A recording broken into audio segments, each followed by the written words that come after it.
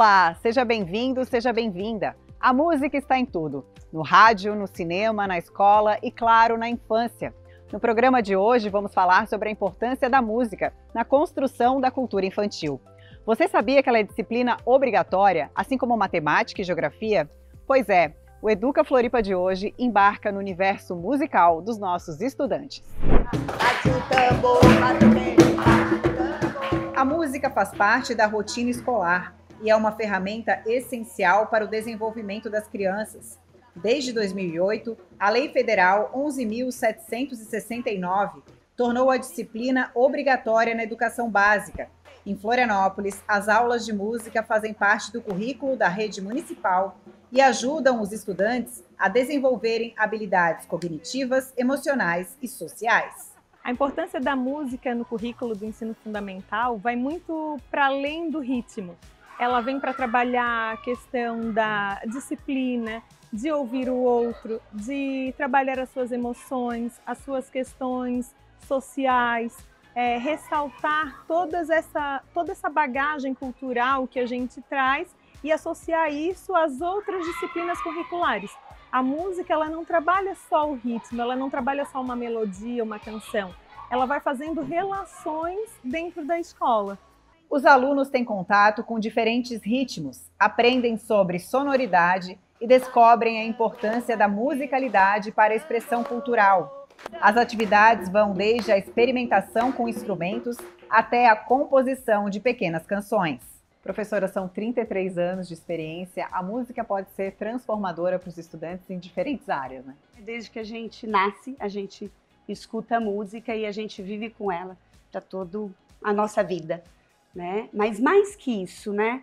Eu acho que a gente tem que falar dela a nível escolar, né? Então vou puxar para esse lado, assim, a importância disso e a importância da música na escola pública, né? Dentro desses 33 anos, eu vivi 20 e poucos deles em São Paulo, onde a música não entra no currículo, né? Ela só entra no currículo de escolas particulares. E aqui na Ilha da Magia, fizemos uma magia, né? E uma turma muito 10 aqui de Floripa construiu esse currículo, né? Obedecendo os PCNs, obedecendo hoje a BNCC, né? Onde a música entra, a arte, a disciplina arte não é mais fundamentada só na antiga artes visuais ou educação artística, que é o que eu fiz durante a minha infância, né?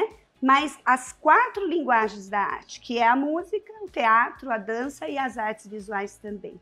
Vivo falando para eles, né, de que, gente, valoriza, não perca, né? Não perca essa oportunidade, porque é muito importante, vai mudar a sua vida, a maneira de você comunicar, a maneira de você se expressar, a maneira de você fazer críticas e análises desses contextos históricos que temos aí, inclusive musical mesmo, só musical, né? Que é aprender a ouvir.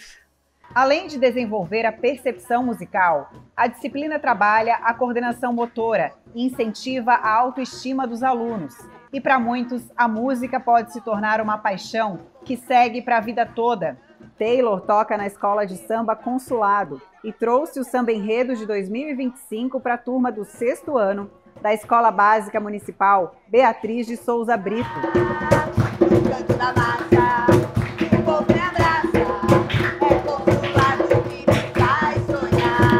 Quando eu era bebezinho, meu pai tinha me apresentado a escola de samba, né?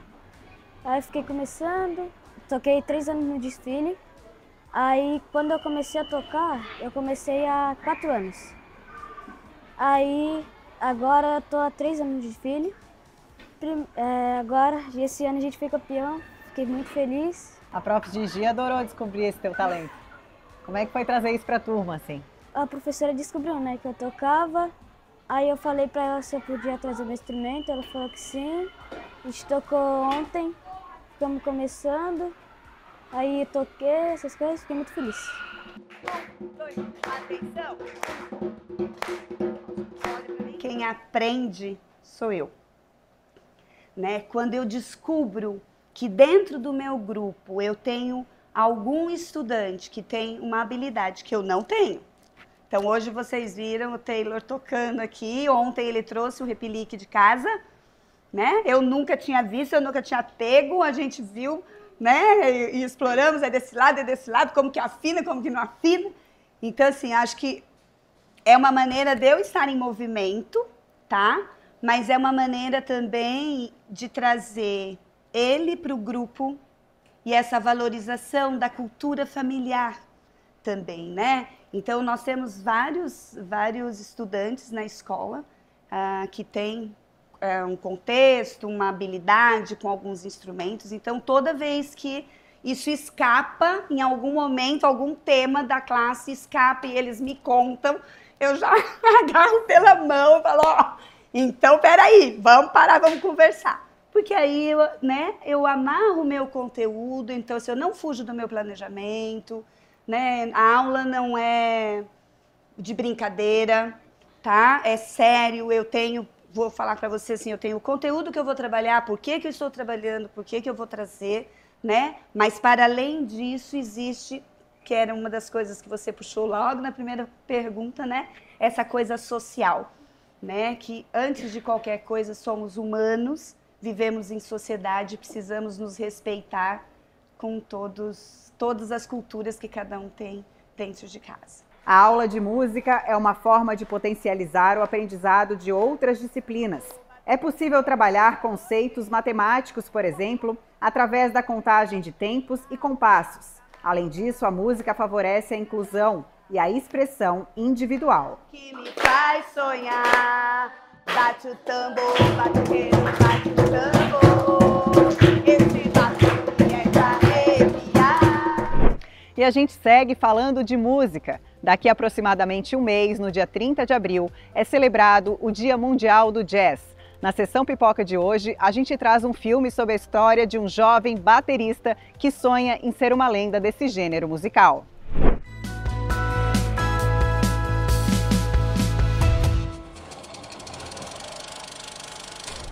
A minha dica de hoje é um filme chamado Whiplash, Em Busca da Perfeição. Esse é um filme que chegou aqui no Brasil no início de 2015 e ele venceu 3 Oscars diferentes. O Oscar de melhor ator coadjuvante, melhor montagem e melhor edição de som. E se a gente vê esse filme, a gente vai entender por que ele ganhou esses 3 Oscars, porque foi muito merecido, na verdade.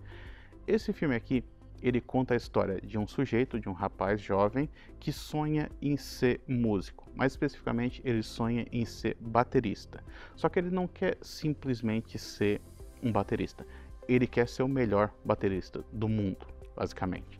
E aí, para isso, ele consegue entrar na que seria a melhor escola de música do mundo também, porque ele acha que essa escola é o que vai fazer com que ele atinja esse sonho dele. Uma vez que ele está nessa escola, ele começa a ser treinado, a ser ensinado por um professor que é um professor bem linha dura, assim, um professor que quase que leva os seus alunos até o limite. Tanto é que tem muito aluno que acaba desistindo porque não aguenta toda a pressão que está sentindo. O filme, então, estabelece uma certa relação entre esses personagens, que é uma relação bastante complexa, porque, por um lado, fica parecendo que o professor não quer ensinar o aluno, que na verdade o que esse professor está fazendo é tentando fazer esse aluno desistir, porque ele fica pressionando cada vez mais esse aluno ao ponto desse aluno começar a ficar mal por conta de toda essa pressão que ele está sentindo. Só que o que é interessante a respeito desse filme aqui é que ele lida com uma certa complexidade dos seus personagens. Ele foge dos clichês de personagens monolíticos, aquele tipo de personagem que ele é só uma coisa, ele é puramente bom ou puramente ruim. Ele foge desse conceito ao apresentar pra gente personagens que são extremamente complexos, porque sim, por um lado, seria muito fácil se esse filme mostrasse, por exemplo, o professor puramente como um vilão e o aluno puramente como um mocinho, como um herói dessa história, mas não é assim que funciona. Ambos os personagens são falhos à sua maneira e ambos os personagens eles têm qualidades e defeitos. Então, o nosso protagonista, que seria o herói da história, ele também é mostrado pra gente como sendo uma pessoa extremamente arrogante, uma pessoa que se acha superior aos outros. Ao mesmo tempo que ele está tendo essa relação com o professor que parece ser puramente um vilão, mas ao mesmo tempo o professor é um sujeito que tem uma pura admiração pela música. Então ele quer, de fato, extrair o melhor dos seus alunos. Talvez os métodos dele não sejam os métodos mais ortodoxos possíveis, mas ele faz isso com uma ideia muito clara do que ele quer. Ele quer que a música seja valorizada.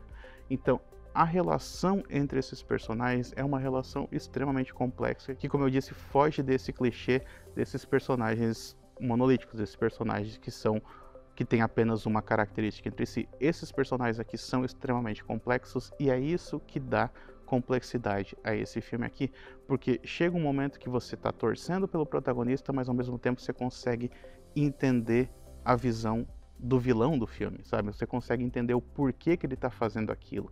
E aí a gente tem mudanças de personalidade que vão sendo exploradas ao longo do filme e você fica meio perdido ali no meio de, tá, mas quem que eu deveria estar seguindo nessa história aqui? Em quem que eu deveria estar me espelhando? Então, assim, num filme em que todo mundo é falho, você vai ter que olhar para todo mundo e tentar enxergar o melhor em cada um.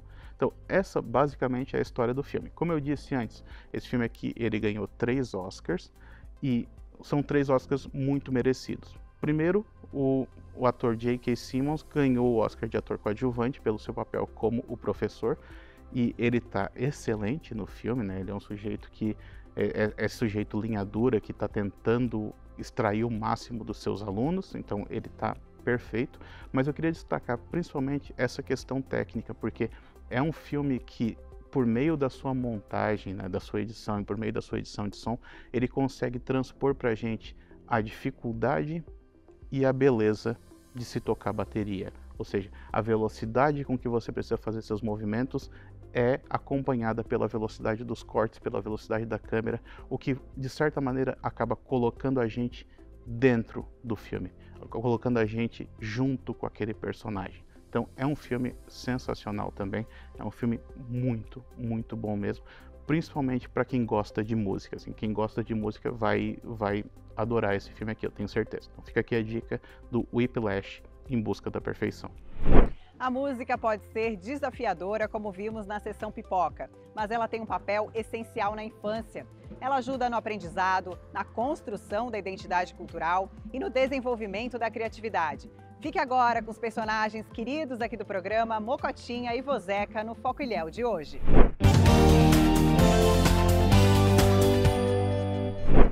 Espia, gente! Que programa mais lindo! Todo de música, Mocotinha! Ai, eu gosto tanto, Zeca, me deixa até emocionada. Se eu pudesse, eu virava cantora, de tanto que eu gosto. É, melhor a gente mostrar pra eles, então, uma música aqui da nossa região, da nossa cidade, que a gente cantava quando nós era rapaz pequeno. Ai, gosto tanto, Zeca. Tem até uma coreografia Tem. que nós brincava quando era rapaz pequeno. Vamos fazer pra eles? Vamos fazer pra eles. Então vamos. Presta atenção, gente. Olha aí, ó. Os nossos estimadinhos. Vamos lá.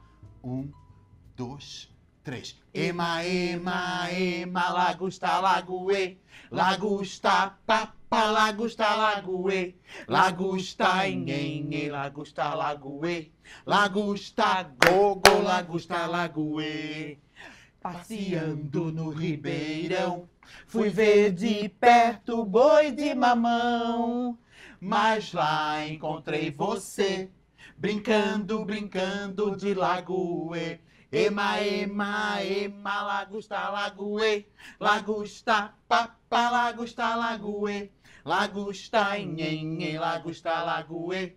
Lagosta, gogo, lagosta, lagoe. Passeando na barra da lagoa, fui ver a pesca da tainha boa. Mas lá encontrei você, brincando, brincando de lagoe. Ema, ema, ema, lagosta, lagoe. Lagosta, papa, lagosta, lagoe. Lagosta, enhenhe, lagosta, lagoe. Lagosta, gogo, lagosta, lagoe. Na ponta do sambaqui, fui pra pescar muito siri. Mas lá encontrei você, brincando, brincando de lagoe. Ema, ema, ema, lagosta, lagoe. Lagosta, papa, lagosta, lagoe. Lagosta, enhenhe, lagosta, lagoe. Lagosta, gogo, lagosta, lagoê. Depois de tanto girar, Senti como é gostoso brincar e me encontrar com você pra brincar de lagoê. Ema, ema, ema, lagosta, lagoê. lagosta, Papá, lagosta, lagoê. lagosta, nhenhe, lagosta, lagoê. Lagosta, gogo, lagosta, lagoê. Meu Deus, gente! Que coisa mais querida, Mocotinha. Eu me lembro até hoje dessa música. Tanto que a gente brincou e dançou quando era rapaz pequeno. Aham. Mas eu quero ver vocês aí de casa cantando e dançando com a gente. A nossa música do Lagosta Lagoê. Um beijo bem grande e até a próxima. A Mocotinha e o Vozeca têm a música como uma parte fundamental do seu trabalho. No Dicas de Leitura de hoje, a gente conhece o artista por trás de um dos nossos contadores de histórias favorito. Olá! Hoje o nosso encontro está muito especial. Nós vamos conversar com Lorena Reis e com um responsável por um grande conhecido de vocês, o Eduardo Tasca. Vocês já vão descobrir para que linha vai a nossa conversa. Os dois de hoje, nossos amigos, eles são autores, profissionais da educação e artistas. Então, para iniciarmos a nossa conversa, antes de falar um pouco quem é a Lorena, quem é o Eduardo, eu gostaria de saber quem é o Vozeca, porque como o personagem não está aqui, me surgiu a curiosidade, quem é o Vozeca? Primeiro, agradecer o convite, estar aqui. E o Vozeca, ele nasceu de um coletivo de professores artistas de um grupo de teatro chamado A Trupe da Alegria, em 2011, através de um menino Zeca.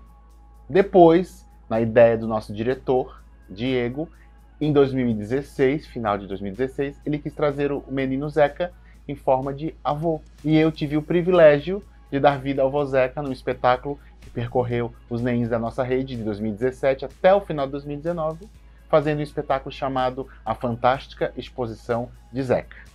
Foi assim que o Vozeca nasceu. Quando se encerrou o ciclo desse espetáculo, eu pensei, o Vozeca não pode terminar ali, ele tem que continuar. E aí foi aonde eu venho dando vida, fazendo contação de história nas escolas e nos neins da nossa rede, desde 2022, através de um convite seu para fazer uma participação na Semana Municipal do Livro Infantil. Eu fui numa unidade lá do bairro do Santinho, e aí eu fiz, vou continuar. E aí foi, e aconteceu tudo que aconteceu, que todo mundo sabe a história. Tá, então deixa eu entender. Depois dessas contações de histórias, da Semana Municipal do Livro Infantil, foi que surgiu a ideia de fazer este livro. É isso? Em que inclusive tem mais uma personagem aqui com o Vozeca, né? Então explica um pouquinho sobre a constituição dessa narrativa em livro, no suporte de papel. Então, depois de ter feito essas minhas andanças, né, como artista pelas unidades da rede, eu pensei, por que não eternizar o personagem num livro infantil para as crianças? A ideia foi que o Vozeca estivesse na casa das crianças, porque ele é um avô muito querido pelas crianças. E aí eu comecei a escrever esse livro dentro do ônibus. Nessas minhas andanças pela cidade, eu comecei a rabiscar algumas coisas. E quando eu achei que o livro estava pronto, eu tirei tudo que eu tinha feito e comecei do zero. Foi nessa segunda escrita que eu me encontrei com a Lorena também faz parte do mesmo grupo de teatro. Numa noite de formação, eu falei para ela do projeto. Lorena, eu estou escrevendo um livro do Vozeca, que conta um pouco da história dele, que veio lá do espetáculo, só que meio que deu uma parada, não consegui mais desenvolver. Dela, eu te ajudo. E foi assim que a Lorena chegou para estar junto comigo como autora também do livro do Vozeca. Ah, Lorena, então foi dessa forma. E como é que começou essa escrita? Da onde começasse a ter ideias? E fala um pouquinho também desse envolvimento com o personagem na parte artística, porque aí já conhecias o personagem antes de estar nessa escrita. Como é que foi, Lorena? Antes da pandemia, eu assisti o espetáculo A Fantástica Exposição de Zeca.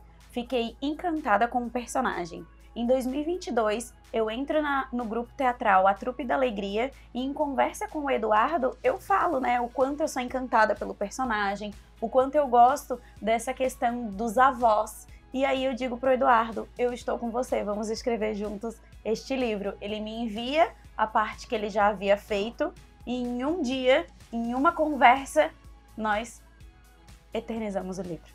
Que lindo, Lorena. Então, assim, ó, inspiração, né? Vocês conseguiram ter esse diálogo, essa aproximação. É tão difícil fazer uma criação que é conjunta e deu super certo. Então, nas andanças vieram essa linda história que conta o que mesmo? O que acontece com o Vozeca nessa história?